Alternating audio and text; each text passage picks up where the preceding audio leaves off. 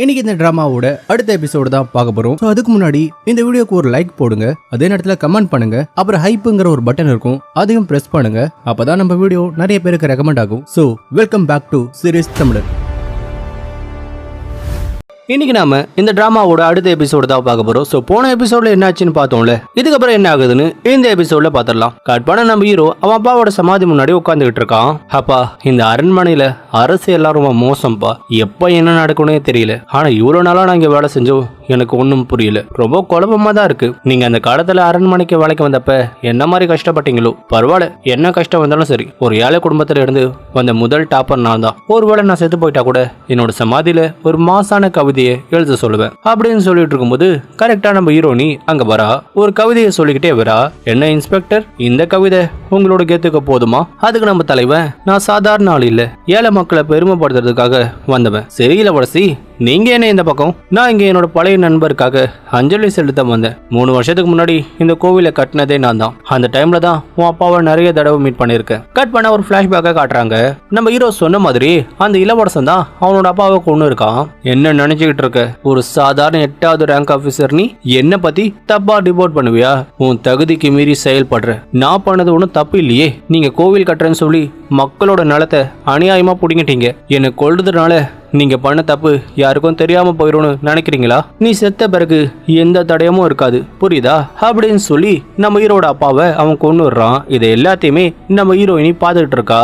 அப்ப நம்ம இளவரசியோட புருஷன் வந்து, நாம இனிமே இவரை கமாண்டர்னு கூப்பிடலாம். அப்ப நம்ம கமாண்டர் வந்து, நீங்க பண்றது பெரிய துரோகம், ஒருவேளை அரசருக்கு தெரிஞ்சா பெரிய பிரச்சனை ஆயிரும், எந்த ஆதாரமும் கிடைக்காத மாதிரி பாத்துக்கோங்க. எனக்கு தெரியும் 2வது இளவரசனுக்கு பதவி கொடுக்கலான்னு அரசர் யோசிக்கிறாரு. இந்த நேரத்துல பிரச்சனை வந்தா எனக்கு தான் ஆபத்து. அதனால இதை எல்லாத்துக்குமே நம்ம ஹீரோனிய பலிகாடவா ஆக்குவேன். இந்த கோவில் கட்டுற பொறுப்பையும் அவகிட்ட ஒப்படைச்சிட்டேன். ஒருவேளை பிரச்சனை பெருசானா கூட அவ தான் மாட்டிப்பா. அதனாலதான் நான் அவளை சூஸ் பண்ணேன். சோ அவளை வச்சு நாம இந்த காரியத்தை முடிச்சுக்கலாம். எந்த தடையும் இருக்கக்கூடாது, எல்லாத்தையும் கிளியர் பண்ணிருக்க அப்படிங்கிற மாதிரி நம்ம இளவரசன் சொல்ல, இதை எல்லாத்தையுமே நம்ம தலைவி கேட்டுக்கிட்டு இருக்கா.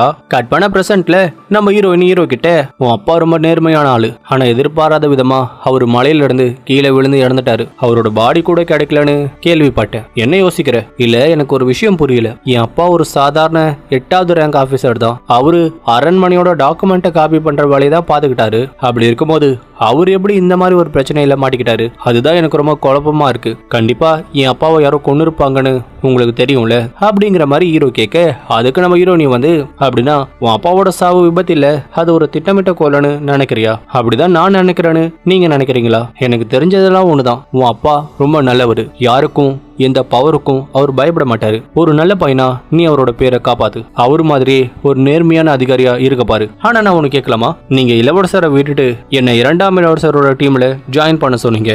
அவரும் என்ன அவரோட டிபார்ட்மெண்ட்டுக்கு கூப்பிட்டாரு. அதோட இப்ப வந்து என் அப்பாவோட சாவுல மர்மம் இருக்கிற மாதிரி நீங்க பேசுறீங்க. ஒருவேளை நீங்க 2ஆம் இளவரசரோட ஆளா என்னைய வச்சு அந்த வில்லனை காலி பண்ண பாக்குறீங்களா? சோ இளவரசரை காலி பண்ணி அந்த பதவியை 2ஆம் இளவரசருக்கு கொடுக்கலாம்னு நினைக்கிறீங்களா? லூசு மாதிரி பேசாத. அந்த கூட மோதுறது எவ்வளவு ஆபத்துன்னு உனக்கு தெரியுமா? நான் எதுக்கு அவனை பார்த்து பயப்படணும்? நான் கண்டிப்பா அவனை பழி வாங்குவேன். உனக்கு தோன்றத நீ பண்ணு. ஆனா இன்ஸ்பெக்டர், நீங்க 2ஆம் இளவரசரோட டீம்ல ஜாயின் பண்ண போறீங்களா? ஆனா இளவரசன் உன்னை விடுவான்னு நினைக்கிறியா? நீங்க உதவி பண்ணா என்னால 2ஆம் இளவரசர் கூட ஜாயின் பண்ண முடியும். உதவி பண்ணுவீங்களா? மன்னிச்சிடு, என்னால இந்த விஷயத்துல உதவி பண்ண முடியாது. ஆனா நான் உனக்கு ஒரு வார்னிங் கொடுக்கறேன். இன்னும் கொஞ்ச நாள்ல அந்த வில்ல உனக்காக விருந்து வைப்பான். ஆனா அது விருந்து இல்ல, உனக்கு வைக்க போற ஆப்பு. சோ கொஞ்சம் கவனமா இரு அப்படின்னு சொல்லிட்டு நம்ம தலைவி அங்க இருந்து கிளம்பிடுறா. கட் பண்ண நம்ம தலைவி சொன்ன மாதிரி நம்ம இளவரசன் நம்ம ஹீரோவுக்கு விருந்து வைக்கிறான். அந்த விருந்துல கலந்துக்கிறதுக்காக எல்லா மந்திரிகளும் நம்ம தலைவி நம்ம கமாண்டர்னு எல்லாருமே வந்திருக்காங்க.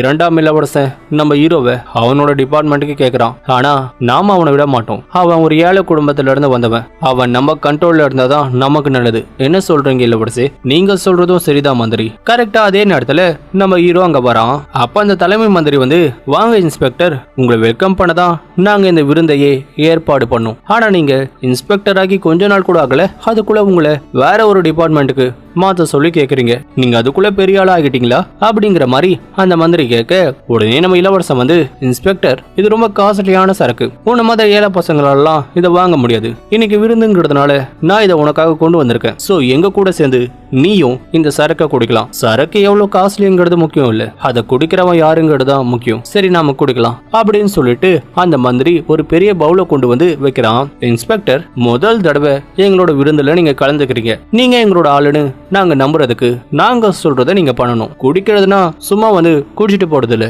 இது கொஞ்சம் வித்தியாசமான ஒரு போட்டின்னு வைங்களேன். இங்க 20 மந்திரிங்க இருக்காங்க. அதோட கமாண்டரோட ஒய்ஃப், நம்ம இளவரசரோட ஒய்ஃப்னு இங்க கிட்டத்தட்ட 25 பேர் இருக்கும். நீங்க இந்த 25 பேருக்கும் மரியாதை செலுத்தணும். அதாவது இப்ப இளவரசர்கிட்ட போய் நீங்க அவருக்கு மரியாதை செலுத்திட்டு அவர் கூட நீங்க சரக்கு சாப்பிடணும். அவரு ஒரு கிளாஸ் குடிச்சா நீங்க 3 கிளாஸ் குடிக்கணும். அதே மாதிரி அடுத்த இளவரசி அவங்க ஒரு கிளாஸ் குடிச்சா நீங்க 3 கிளாஸ். இப்படியே 25 பேரும் ஒரு கிளாஸ் குடிக்கும் போது நீங்க ஒவ்வொரு தடவையும் 3 கிளாஸ் குடிக்கணும். அதாவது கிட்டத்தட்ட 25 ரவுண்டுக்கு நீங்க 3 தடவை கிளாஸ் குடிக்கணும். உங்களால முடியுமா? அப்பதான் நீங்க எங்க ஆளுன்னு நாங்க ஏத்துப்போம். இந்த சவாலை நீங்க சக்சஸ்ஃபுல்லா முடிச்சிட்டீங்கன்னா நீங்க கேட்ட மாதிரி உங்களை நாங்க வேற டிபார்ட்மெண்ட்டுக்கு மாத்திடுறோம். இப்ப இது எல்லாத்தையுமே நம்ம தலைவி பாத்துக்கிட்டு இருக்கா. இந்த ஆளுங்க எப்பவுமே ஒரே ட்ரிக்கை தான் யூஸ் பண்றாங்க. எப்படி அவன் சமாளிக்கிறான்னு பார்க்கலாம். ஆனா அதே நேரத்துல நம்ம ஹீரோ வந்து சரி இதுதான் ரூல்னா நான் ரெடி தான் அப்படின்னு சொல்லிட்டு ஒரு சரக்கு பாட்டில் எடுத்து அவனோட கிளாஸ்ல ஊத்துறான். உடனே நம்ம இளவரசரை பார்த்து அவருக்கு மரியாதை வச்சு சரக்கா குடிக்கிறான். நம்ம இளவரசருக்கு மரியாதை பண்ணிட்டு ஹீரோ டைரக்டா அங்க இருக்கிற மந்திரிங்க கிட்ட வணக்கம் வச்சுட்டு சரக்கா குடிக்க போறான். அப்ப அந்த மந்திரி வந்து நம்ம ஹீரோவை ஸ்டாப் பண்றான். தம்பி, ஏன் கூட சரக்கு சாப்பிடணும்னா அதுக்கு ஏதாவது ஒரு முக்கியமான காரணம் இருக்கணும்ல. சோ ஏதாவது காரணம் இருந்தா சொல்லு. அந்த காரணம் சரியா இருந்தா உன் கூட சரக்கு சாப்பிடுறேன். தாராளமா சொல்றேன் சார். ஆனா நான் சொன்ன பிறகு நீங்க ஆடி போயிருவீங்க. பரவாயில்லையா? அப்போ ஒரு பிளாஷ்பேக்க காட்டுறாங்க. நம்ம ஹீரோ வந்து அந்த விருந்துல அந்த மந்திரிங்களை எப்படி சமாளிக்கணும்னு நம்ம தலைவி அந்த மந்திரிங்களை பத்தின ஒரு சீக்கிரட்டை நம்ம ஹீரோ கிட்ட சொல்லியிருப்பா போல. அததான் நம்ம ஹீரோ அந்த மந்திரிங்க கிட்ட சொல்லிக்கிட்டு இருக்கான். உங்களுக்கு தெரியுமா மந்திரி, போன வருஷம் ரிவரஸ் ஸ்கேல்னு ஒரு ஃபேமஸான பெயிண்டிங்க நம்ம இளவரசருக்காக வந்தது. ஆனா அதை யாரோ திருடிட்டாங்க. ஆனா அந்த பெயிண்டிங் வந்த விஷயம் நம்ம இளவரசருக்கே தெரியாது. ஆனா இப்போ அது உங்க வீட்டுல இருக்கிறதா நான் கேள்விப்பட்டேனே, அது உண்மையா? நம்ம ஹீரோ சொன்ன உடனே அந்த மந்திரிக்கு அள்ளி இல்ல. அதே நேரத்துல நம்ம இளவரசன் அந்த மந்திரியை பார்த்து மறுக்க, தம்பி ஜோக் தானே பண்றீங்க, நான் அந்த மாதிரி எதுவும் பண்ணலையே அப்படின்னு சொல்லி அவன் அந்த சரக்கை குடிச்சிட்டு நம்ம ஹீரோவை அங்க இருந்து அனுப்பிடுறான். அடுத்து இன்னொரு மந்திரியை பார்த்து, சார் இப்ப நான் உங்க கூட குடிக்கலான்னு வந்திருக்கேன், நம்ம குடிக்கலாமா? தாராளமா தம்பி, ஆனா நீ ரொம்ப சின்ன பையன், இந்த அரண்மனையில நீ கத்துக்க வேண்டிய விஷயம் நிறைய இருக்கு அப்படிங்கிற மாதிரி அவர் அட்வைஸ் பண்ண, அதுக்கு நம்ம ஹீரோ வந்து, ஆமா சார் நான் நிறைய கத்துக்கணும். குறிப்பா நீங்க அரண்மனைக்காக செலவு பண்ற பணத்துல எப்படி சிக்கனம் பண்றீங்கன்னு நான் கத்துக்கணும். அதாவது அரண்மனை வேலைக்காக 500 பட்டு துணிகளை வாங்கி 300 துணிகள் ஆட்டைய போட்டு பட்டு கடையை நடத்துறீங்க. என்ன மந்திரி, உங்களோட அந்த பட்டு துணி வியாபாரம் பயங்கரமா செக்கப்படுது போல, வருமானம் ரொம்ப அதிகம் போல. ஆமா ஆமா, வருமானம் அதிகம் தான் அப்படிங்கிற மாதிரி அந்த மந்திரிக்கும் நம்ம ஹீரோ ஆப்பு வச்சுட்டு இன்னொரு மந்திரி கிட்ட போறான். அதாவது நம்ம இளவரசருக்கு தெரியாம இவங்க நிறைய ஊழல் பண்ணிருக்காங்க. அதை எல்லாத்தையுமே நம்ம ஹீரோ புட்டு வைக்கிறான். கடைசியா நம்ம கமாண்டர் கிட்ட போறான். ஆனா நம்ம தலைவி இவனை பத்தி எந்த சீக்கிரட்டும் சொல்லியிருக்க மாட்டா. அவன் ரொம்ப நல்லவன் வல்லவனு சொல்லியிருப்பா. அதே மாதிரி நம்ம ஹீரோ அவனை பத்தி சொல்ல, அதுக்கப்புறம் எல்லாரையும் பார்த்து, சரி இங்க இருக்கிற எல்லாரு கூடயும் நான் முதல் ரவுண்ட முடிச்சுட்டேன், நாம அடுத்த ரவுண்ட கண்டினியூ பண்ணலாமா அப்படிங்கிற மாதிரி நம்ம ஹீரோ சொல்ல, உடனே அங்க இருக்கிற மந்திரிங்களா, ஒருத்தனுக்கு வயிறு வலிக்குது, இன்னொருத்தனுக்கு வேலை இருக்கு, இன்னொருத்தன் அம்மாவுக்கு உடம்பு சரியில்லைன்னு சொல்லி ஒவ்வொருத்தனும் ஒவ்வொரு காரணம் சொல்லி நம்ம ஹீரோவை அங்க இருந்து அனுப்பி வைக்க, நம்ம ஹீரோ போன பிறகு அங்க இருக்கிற மந்திரிங்களா நம்ம இளவரசர் கிட்ட, இளவரசி இவன் சாதாரண ஆள் இல்ல, வந்த கொஞ்ச நாளே நம்மளை பத்தின எல்லா சீக்கிரட்டையும் இவன் கண்டுபிடிச்சிட்டான். இவன் நம்ம கூட இருக்கிறது நமக்கு நல்லதில்ல, பேசாம இவனை அந்த 2ஆம் இளவரசரோட டீமுக்கே அனுப்பிடலாம் அப்படிங்கிற மாதிரி மந்திரி சொல்ல, அதனால நம்ம இளவரசரும் நம்ம ஹீரோவை 2ஆம் இளவரசரோட டீமுக்கு அனுப்பி வச்சிடறான். கட் பண்ண நம்ம ஹீரோவை பாக்குறதுக்காக நம்ம தலைவி வெளியே வர, பரவாயில்லையே செமையா பண்ண அப்படின்னு சொல்லிட்டு நம்ம ஹீரோ கிட்ட வர, அப்ப நம்ம ஹீரோ மயக்கம் போட்டு விழுந்துடுறான்.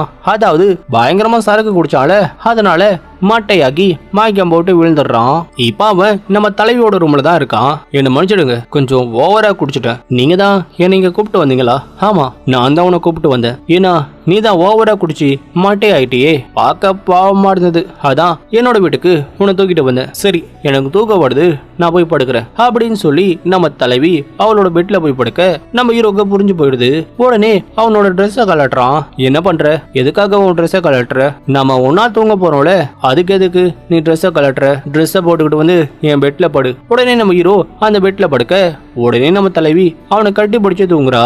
இளவரசி அப்படின்னா இதுக்காக தான் என்ன கூப்பிட்டீங்களா? என் கூட சும்மா படுத்துக்கவா? பின்ன வேற எதுக்காக உன்னை கூப்பிட்டேன்னு நினைக்கிற? ஓ, உனக்கு தினமும் பார்ட்டி பண்ணணுமா அப்படின்னு சொல்லிட்டு நம்ம ஹீரோனி நல்லா தூங்கிடுறா. கட் பண்ண அடுத்த நாள் வர நம்ம தலைவன் மெதுவா முடிச்சு பாக்குறான். பக்கத்துல பார்த்தா நம்ம ஹீரோனியே காணும். என்னடா அதுன்னு சுத்தி முத்தி பாக்குறான். அங்க டேபிள் மேல பெட்டி இருக்கு. அதை தொடர்ந்து பார்த்தா ஒரே தங்கம் வெள்ளினே இருக்கு. இவனுக்கு என்னன்னே புரியல. பார்த்தா பக்கத்துல தான் நம்ம ஹீரோனி இருக்கா.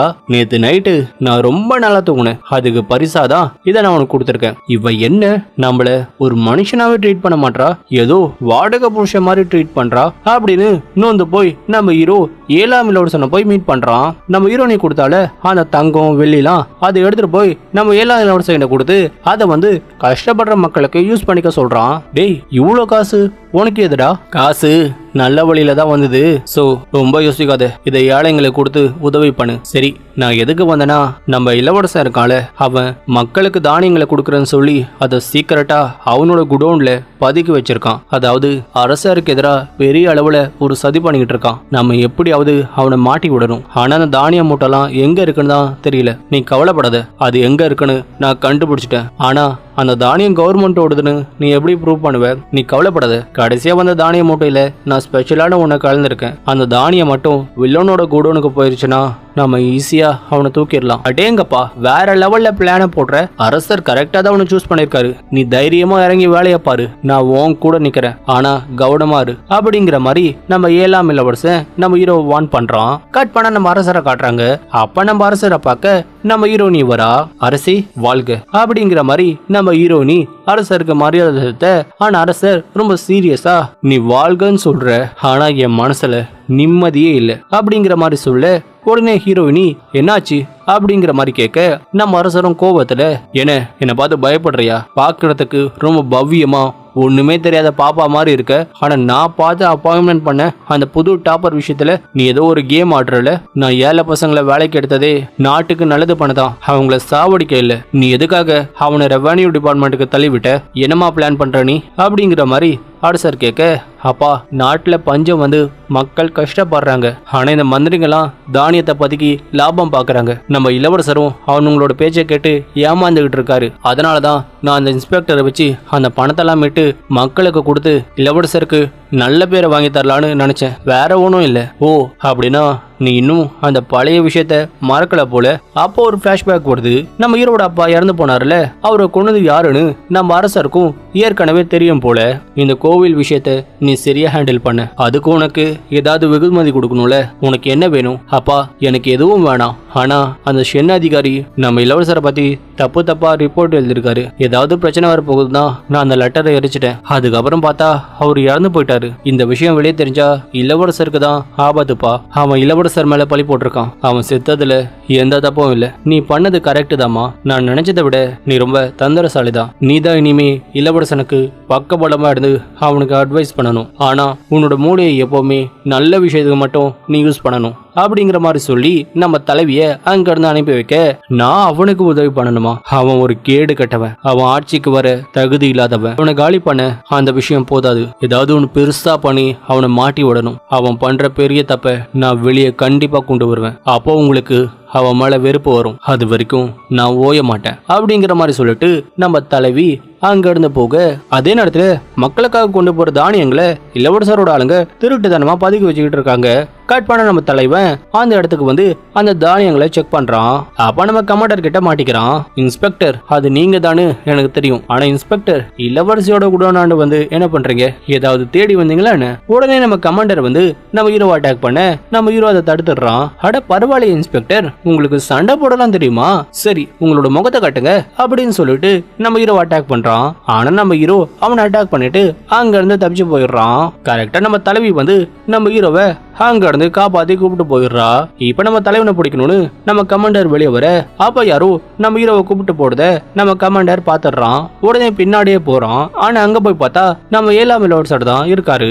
7ஆம் இளவரசி, நீங்க இந்த நேரத்துல இங்க என்ன பண்றீங்க? நான் சும்மா நடந்து வந்துகிட்டு இருந்தேன். அப்போ ஒரு திருடனை பார்த்தேன். நீங்க அவனை தான் துரத்திட்டு வந்தீங்களா? ஆமா, அவனை தான் தேடி வந்தோம். அவன் எங்க போனான்னு பாத்தீங்களா? இல்ல, நான் அவனை பார்க்கல. ஆனா இந்த பக்கம் போன மாதிரி இருந்தது. சரி, நான் கிளம்புறேன் அப்படின்னு சொல்லிட்டு 7ஆம் இளவரசர் அங்க இருந்து போக கமாண்டர் 7ஆம் இளவரசர்னு ஒருத்தர் இருக்காரா? நான் இது வரைக்கும் அப்படி ஒரு இளவரசர் இருக்கிறதே கேள்விப்பட்டதே இல்லையே. அவன் பிறக்கும் போதே வெள்ள முடியோட பிறந்தான். அது நம்ம நாட்டுக்கு கெட்ட சகனம்னு சொல்லி சின்ன வயசுலயே அவனை அரண்மனையை விட்டு அனுப்பிட்டாங்க. ஆனா இவன் எப்ப திரும்ப வந்தான்னு எனக்கு தெரியல. அதோட அந்த ஹீரோக்கு எதுக்காக ஹெல்ப் பண்றானோ எனக்கு தெரியல. எனக்கு இவன் மேல சந்தேகமா இருக்கு. இவன் எங்க இருக்கானு என்ன பண்றான்னு விசாரிங்க. அதே நேரத்துல நம்ம கமாண்டருக்கு நம்ம தலைவி மேல டவுட் வருது.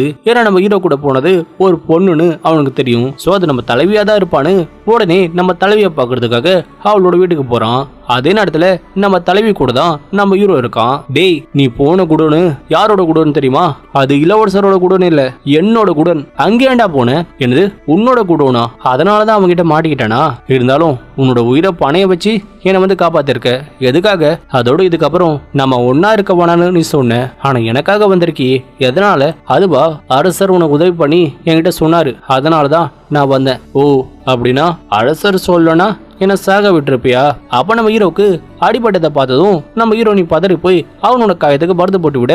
பரவாயில்ல, எனதான் வெளியே என்ன பிடிக்காத மாதிரி நடிச்சாலும் உள்ளுக்குள்ள நம்ம மேல பாசம் இருக்கு அப்படிங்கிற மாதிரி நம்ம தலைவன் மனசுக்குள்ளே நினைச்சிட்டு இருக்கும்போது நம்ம கமாண்டர் இருக்கார்ல, அவரு நம்ம தலைவியை பாக்குறதுக்காக அங்க வந்துடுறாரு.